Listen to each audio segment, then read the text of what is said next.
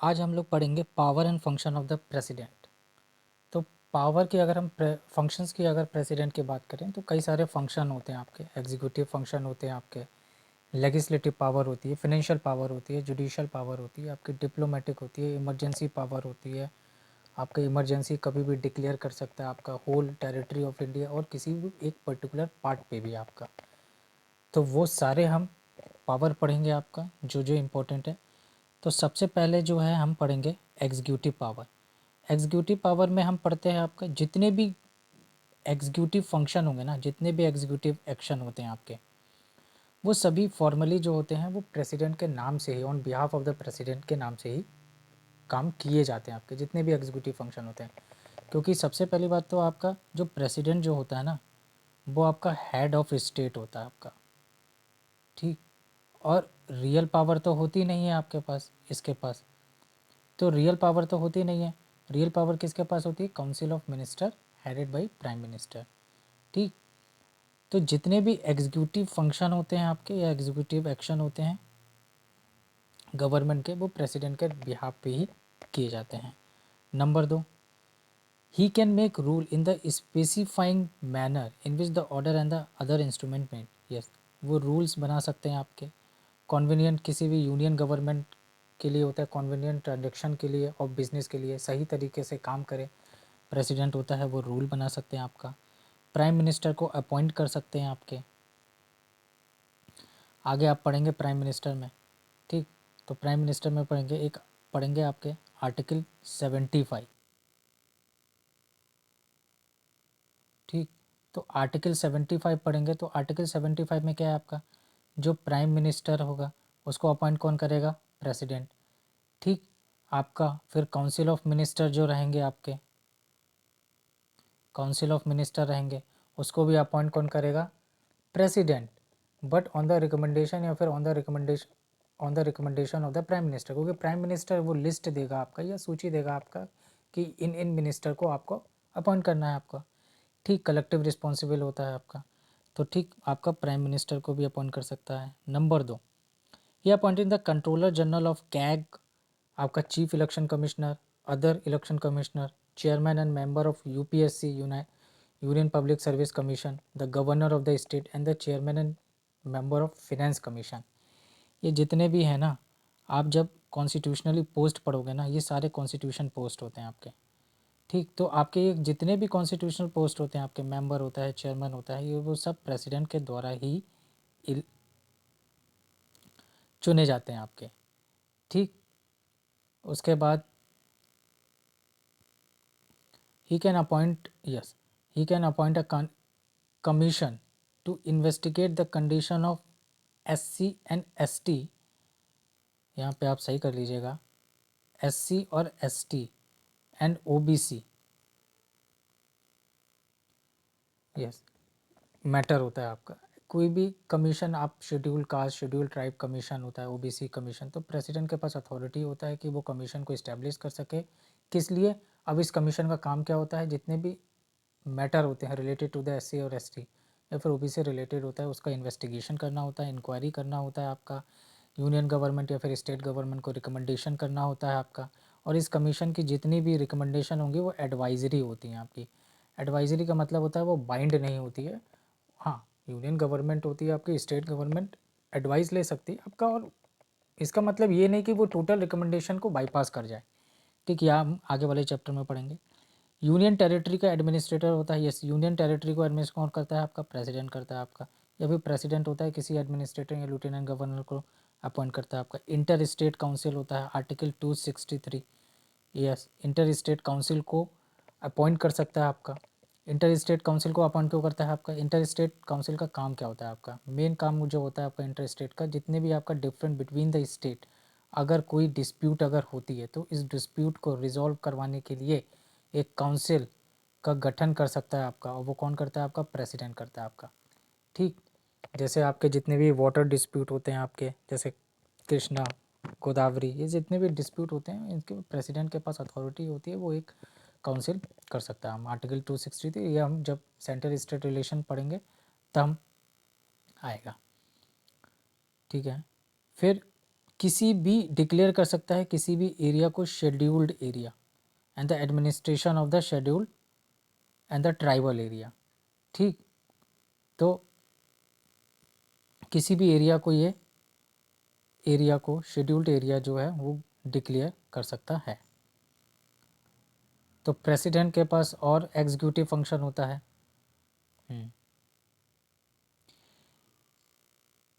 He can require the prime minister to submit the consideration of council of minister any matter on which a decision has been taken by minister but has not been taken considered by council।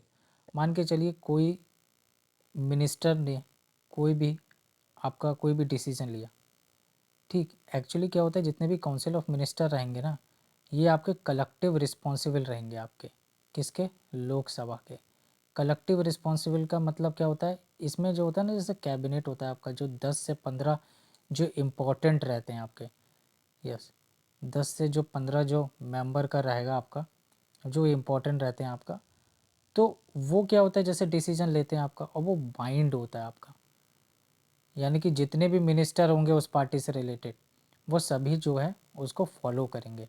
ऐसा नहीं है कि कोई जो है वो follow नहीं करेगा आपका। अगर कोई फॉलो नहीं करता है तो प्राइम मिनिस्टर के पास ये अथॉरिटी होती है कि वो प्रेसिडेंट को एडवाइस दे सकता है, इसको डिसमिस करने के लिए होता है आपका।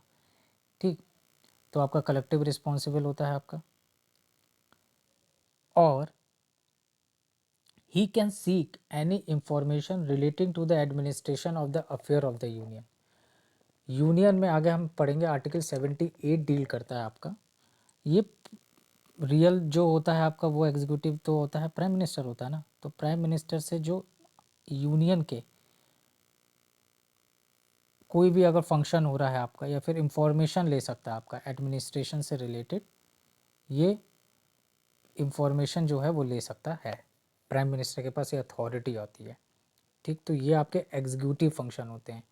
SC ST और OBC के कमीशन को अपॉइंट कर सकता है, इंटर स्टेट काउंसिल को अपॉइंट कर सकता है आपका, यूनियन टेरिटरी को एडमिनिस्टर करता है डायरेक्टली या फिर एडमिनिस्ट्रेटर के थ्रू, शेड्यूल्ड एरिया को डिक्लेयर कर सकता है आपका, रूल बना सकता है आपका, transaction of business of the union government.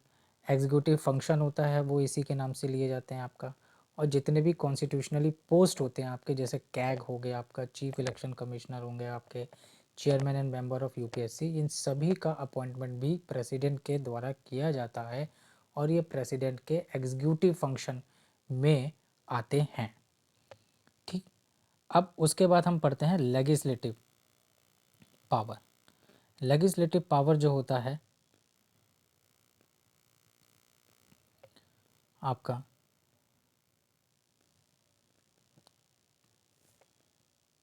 Legislative होता है आपका, जैसे एक इसमें लेजिस्लेटिव में होता है आर्टिकल 85, 86 और 87, यानी कि प्रेसिडेंट समन कर सकता है, ठीक, लोकसभा को प्रोरोग कर सकता है आपका और डिसॉल्व भी कर सकता है। ठीक, लोकसभा को डिसॉल्व पर राज्यसभा नहीं होती है, याद रखिएगा, क्योंकि वो परमानेंट मेंबर होते हैं, परमानेंट हाउस होता है आपका।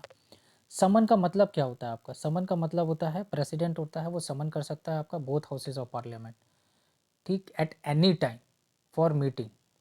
किसी भी अगर जैसे मान के चलिए कि कोई भी फंक्शन करना होता है किसी पर्टिकुलर टॉपिक पे जो होता है डिस्कस करना है या फिर करना है, तो वो किसी भी टाइम होता है वो समन कर सकता है आपका। यह हम आगे पढ़ेंगे पार्लियामेंट में। प्रोरोग का मतलब होता है आपका जब एडजंट साइन डाई हो जाता है आपका, जो प्रिसाइडिंग ऑफिसर जो होता है आपका, एडजंट साइन डाई का मतलब होता है आपका वो उस सेशन का लास्ट डे ऑफ वर्किंग हो गया है आपका, उसके बाद प्रिसाइडिंग ऑफिसर एडजंट साइन डाई करेगा, उसके बाद प्रेसिडेंट नोटिफाई करेगा आपका, तो वो प्रोरोग हो जाता है आपका।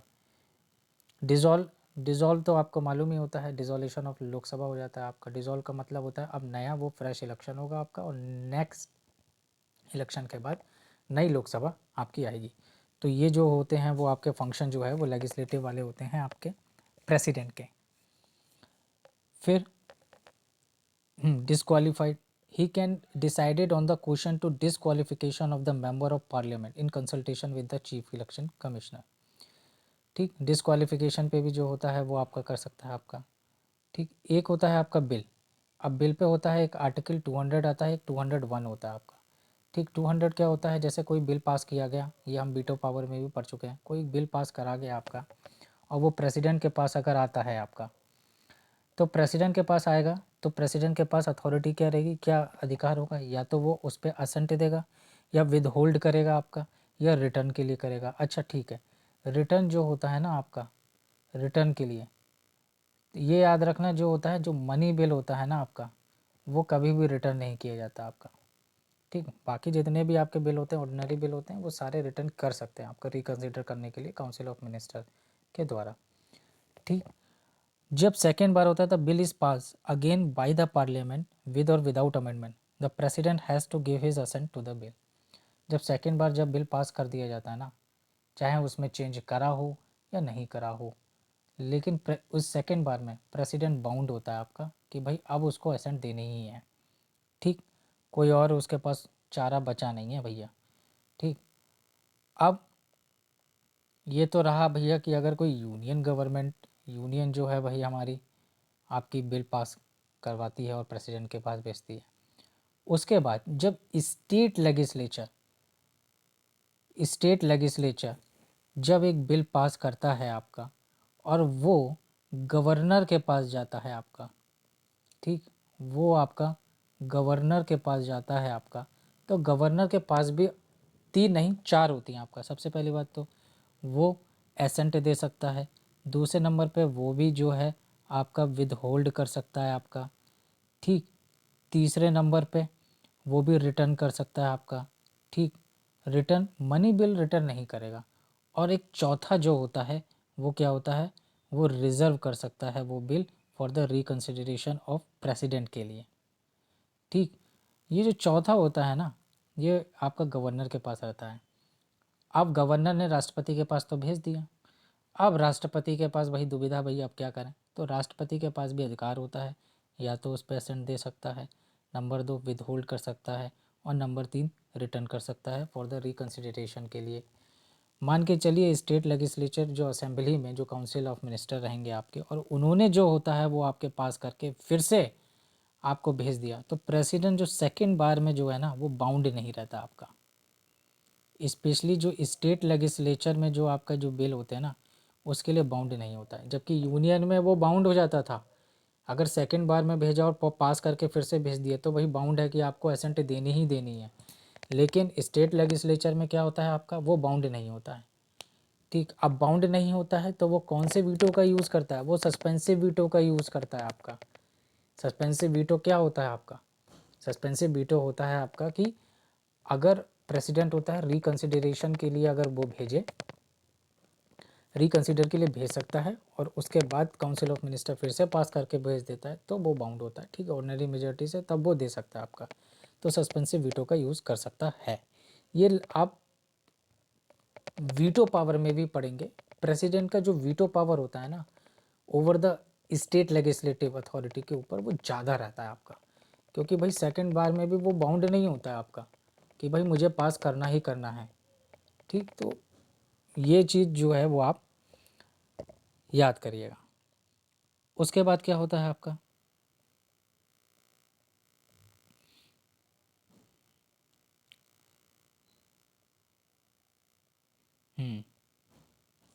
नेक्स्ट है आपका, ये हम पढ़ ही चुके हैं आपका, यस, ऑर्डिनेंसेस। ये सबसे ज़्यादा इम्पोर्टेंट आपका ऑर्डिनेंस जो पास करना होता है आपका, वो आपका लेजिस्लेटिव पावर होती है आपकी। प्रेसिडेंट की लेजिस्लेटिव पावर होती है, डिस्क्रिशनरी पावर नहीं होती है। कन्फ्यूज़न होता है लोगों को कि ये डिस्क्रिशनरी पावर होती है, लेकिन ये डिस्क्रिशनरी पावर नहीं होती है, ये लेजिस्लेटिव पावर होती है आपकी ऑर्डिनेंस। कोई भी ऑर्डिनेंस को होता है आर्टिकल 1, 2, 3, यस, आर्टिकल 1, 2, 3 के तहत होता है, प्रेसिडेंट होता है वो ऑर्डिनेंस पास कर सकता है आपका, और सिमिलरली इफेक्ट होता है as a bill pass by the parliament. ठीक, और ये ऑर्डिनेंस कब पास करते हैं, जब जो हाउस होते हैं वो सेशन में नहीं होते हैं आपका, या रिसेस में आपका जो है वो पास करता है। अब रिसेस का मतलब क्या होता है? रिसेस का मतलब होता है कि आपका जो प्रोरोग जो पीरियड होता है आपका, प्रोरोग, और जो अब नेक्स्ट इलेक्शन के बाद जो फर्स्ट मीटिंग ऑफ लोकसभा होगी तो उसके बीच के टाइम को रिसेस कहते हैं आपका। ठीक, तो उस बीच में जो है आप अगर सरकमस्टांसेस बनते हैं कि भाई इम्पोर्टेंट है आपका वो कंडीशन, सेटिस्फाइड हो जाते हैं आपका प्रेसिडेंट की दिस कंडीशन इज सेटिस्फाइड और taking an action on a particular matter, तो उस लिए वो ऑर्डिनेंस, अब जब कोई सेशन है नहीं, क्योंकि भाई कोई भी बिल पास करवाने के लिए लोकसभा और राज्यसभा का दोनों का होना ज़रूरी है ना, और लोकसभा तो अभी डिज़ोल्व ही है, तो भाई अब उस समय में क्या करेंगे? ठीक है, राज्यसभा से तो पास करवा देंगे, लेकिन दोनों पास करवाएंगे तभी तो बिल बनेगा, तो वो ऑर्डिनेंस लेके आ जाते हैं, और सिमिलर इफेक्ट होता है आपका। ये हम पार्ट आपका ऑर्डिनेंस पावर और प्रेसिडेंट में पढ़ेंगे। ठीक है, अब नेक्स्ट जो होता है आपका जुडिशल पावर होता है आपका। जुडिशल पावर क्या होता है भाई? जुडिशल पावर में आपको दो आर्टिकल आप याद रखिएगा, एक आर्टिकल 143 होता है और एक पार्ट आपका आर्टिकल 72। ये दो आर्टिकल जो है वो आप याद रखिएगा। 72 क्या होता है? 72 जो होता है वो जो है वो डील करता है आपका पार्डनिंग से। ठीक, पार्डनिंग पावर होती है आपकी प्रेसिडेंट की। पार्डनिंग पावर का मतलब क्षमादान। ये कई सारे टाइप के होते हैं, जैसे पार्डन होता है, कम्यूटेशन होता है, रिमिशन होता है, रिस्पाइट होता है, रिप्राइव होता है। पार्डन में पूरी तरीके से क्षमादान हो जाता है। इवन अगर ट्रायल भी चल रहा है तो प्रेसिडेंट के पास पावर होती है कि वो उसको पार्डन कर सकता है, क्षमा दे सकता है, आपका माफ़ी दे सकता है। दूसरा कम्यूटेशन, एक जैसे अगर किसी को वो होता है ना, किसी को अगर सज़ा मिलती है तो एक तो नेचर होता है आपका पनिशमेंट का, और एक होता है टाइम पीरियड होता है। नेचर का मतलब होता है आपका जैसे रिगरस पनिशमेंट मिली है, ठीक, लाइफ इम्प्रिजनमेंट मिले, आपकी फांसी की सज़ा मिली। टाइम पीरियड का आपका जैसे 20 साल की सज़ा मिली, 10 साल की सज़ा मिली, 5 साल की सज़ा। तो कॉम्यूटेशन में क्या होता है आपका, नेचर जो होता है आपका वो चेंज हो जाता है आपका without changing the time period. ठीक, जैसे अगर किसी को फांसी की सज़ा मिली है तो उसको प्रेसिडेंट के पास पावर होती है कि उसको वो लाइफ इम्प्रिजनमेंट में चेंज कर सकता है। ठीक, दूसरा तीसरा रिमिशन। रिमिशन में क्या होता है आपका, without changing the nature of the sentence time period को चेंज कर दिया जाता है। जैसे अगर किसी को 20 साल की कैद हुई है तो उसको 10 साल की कैद कर दिया जाता है, तो वो आपका रिमिशन में आया। रिस्पाइट में क्या होता है, लेसर सेंटेंस अवॉर्ड किया जाता है specially disable people and the pregnant women के लिए। और लास्ट होता है रिप्राइव, वो एक्चुअली स्टेइंग ऑर्डर होता है आपका, execution of the sentence of the death.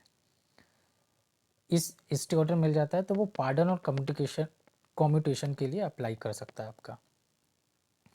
ठीक, तो ये हम पार्डनिंग पावर होती है, तो जुडिशल पावर होती है आपकी। और जो है यहाँ पे आप सही कर लीजिएगा, यहाँ पे 143 है आपका, ठीक है, 142 नहीं, वन। तो आपका जो 140 होता है वो क्या कहता है आपका जुडिशल पावर में, 143 है आपका। ये जुडिशल पावर में ये कहता है कि सुप्रीम कोर्ट की एडवाइस ले सकता है आपका प्रेसिडेंट किसी भी मैटर पे, अगर any question of a law या फिर फैक्ट से रिलेटेड अगर हो। However the advice tendered by the supreme court is not binding on the president. अगर कोई भी सुप्रीम कोर्ट एडवाइस देगा तो वो बाइंड नहीं होगा, वो एडवाइजरी होगा आपका, वो प्रेसिडेंट के विल पावर पे होता है, वो डिपेंड करेगा कि वो माने या नहीं माने। आगे जब हम पढ़ेंगे कि आपका एक प्री कॉन्स्टिट्यूशनल कुछ ट्रीटी हुई, एग्रीमेंट हो गया, उस पर दे सकता है आपका। और कोई भी क्वेश्चन या फिर किसी भी मैटर होता है which is related a question of a law, तो उस पर भी ले सकता है आपका। और आपका जो जजेस होते हैं आपके chief justice in the high court होते हैं आपके, जजेस ऑफ हाई कोर्ट होता है, इसका अपॉइंटमेंट तो आपका प्रेसिडेंट के द्वारा ही किया जाता है। मिलिट्री पावर होता है आपका, मिलिट्री पावर वो सुप्रीम कमांडर होता है आपका डिफेंस फोर्सेस ऑफ इंडिया, आपका chief of the army, navy, air force को अपॉइंट करता है आपका, और डिक्लेयर भी कर सकता है वॉर या फिर कंक्लूड पीस भी कर सकता है। तो ये आपका प्रेसिडेंट जो होता है वो आपका रहता है। इमरजेंसी भी आपने पढ़ा होगा, इमरजेंसी पावर भी होता है।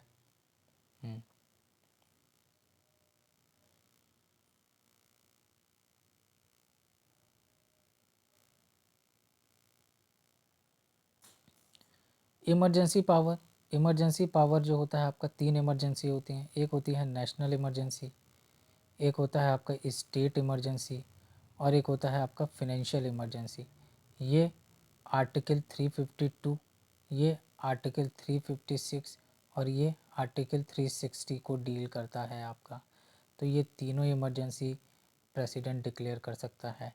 नेशनल इमरजेंसी आगे आप पढ़ेंगे, 3 मैटर पे ग्राउंड्स पे होता है आपका। एक वॉर पे होता है आपका, एक एक्सटर्नल एग्रेशन पे होता है, एक इंटरनल रेबिलियन पे होता है आपका, ठीक, जो कि अब चेंज हो गया था। ठीक, दूसरा स्टेट इमरजेंसी, प्रेसिडेंशियल इमरजेंसी भी कहते हैं। आपने बहुत बार सुना होगा कि स्टेट में प्रेसिडेंट इमरजेंसी लग गई है आपका। और तीसरा होता है फाइनेंशियल इमरजेंसी, जो आज तक नहीं लगी है और ना लगे। फाइनेंशियल इमरजेंसी आर्टिकल 360 को डील करता है आपका, ठीक। तो ये सब पावर जो है वो किसके पास होती है? ये सब पावर आपकी प्रेसिडेंट के पास होती है। फिर होता है डिप्लोमेटिक पावर, जितनी भी इंटरनेशनल ट्रीटी और एग्रीमेंट होती है ना, वो बिहाफ पे की जाती हैं आपकी प्रेसिडेंट के पास, प्रेसिडेंट के नाम पे, ठीक। तो डिप्लोमेसी में भी जो होता है वो प्रेसिडेंट को आगे रखा जाता है आपका। फिनेंशियल पावर भी होती है, वो सॉरी यहाँ पेपर लिख गया है, पावर होगा आपका, ठीक। फिनेंशियल पावर का मतलब होता है जितनी भी मनी बिल होते हैं ना, money bill can be introduce in the parliament only with his prior recommendation, ठीक। मनी बिल विदाउट प्रेसिडेंट के जो होता है वो इंट्रोड्यूस नहीं होगा आपका। नंबर 2, फिनेंस कमीशन कोई अपॉइंट करेगा आपका at any time. Grant, no demand for a grant can be made except on his recommendation, ठीक। And last, he causes to be laid before the parliament the annual financial statement। annual financial statement का मतलब क्या है आपका? यानी कि budget. तो भाई जितने भी आपके ये सब है ना, इसमें प्रेसिडेंट की आपकी पावर होती है, आपकी फाइनेंशियल पावर ऑफ प्रेसिडेंट होता है आपका। और he can make advances out of the contingency fund of India to meet any unforeseen expenditure. तो ये कुछ सारी आपकी पावर होती हैं, जिसमें हम एग्जीक्यूटिव पावर पढ़ें, जिसमें कई सारे अपॉइंटमेंट कर सकता है आपका inter state council. Legislative power पढ़ सके, 2 बिल अगर यूनियन पास करे और आपका स्टेट लेजिस्लेचर के पास, तो इसके पास क्या अथॉरिटी होती है आपकी? समन कर सकता है, प्रोरूव कर सकता है आपका, डिसॉल्व कर सकता है आपका, एड्रेस कर सकता है आपका। फर्स्ट सेशन आपका, जितने भी कभी भी जनरल इलेक्शन होगा आपका, तो जो फर्स्ट सेशन होगा उसको एड्रेस करेगा आपका प्रेसिडेंट होता है आपका। और he can send a message to the house of parliament whether with the respect to a bill pending in the parliament और अदरवाइज। तो ये जितने फाइनेंशियल पावर होती है आपकी, जुडिशियल पावर होती है, डिप्लोमेटिक पावर होती है, मिलिट्री पावर होती है, इमरजेंसी पावर होती है। तो इन पावर को देख के ही आपको पता लग सकता है कि ये पोस्ट बहुत ही इंपॉर्टेंट होती है। हाँ ठीक है, रियल पावर जो होती है वो आपके प्राइम मिनिस्टर के पास होती है, लेकिन प्रेसिडेंट जो होता है वो आपका फर्स्ट सिटीजन होता है आपका, हेड ऑफ द स्टेट होता है आपका, सुप्रीम कमांडर होता है आपका। और जितने भी फंक्शंस या फिर जितने भी एग्जीक्यूटिव फंक्शन होते हैं वो हमें और ऑलवेज होता है taking on the behalf of the president. तो ये जितने भी थे वो आपके प्रेसिडेंट की पावर थी। आई होप आपको अच्छा लगा होगा वीडियो। अगर वीडियो आपको अच्छा लगा तो प्लीज़ लाइक, सब्सक्राइब और शेयर करिएगा। आगे भी ऐसे ही आपको वीडियो मिलते रहेंगे।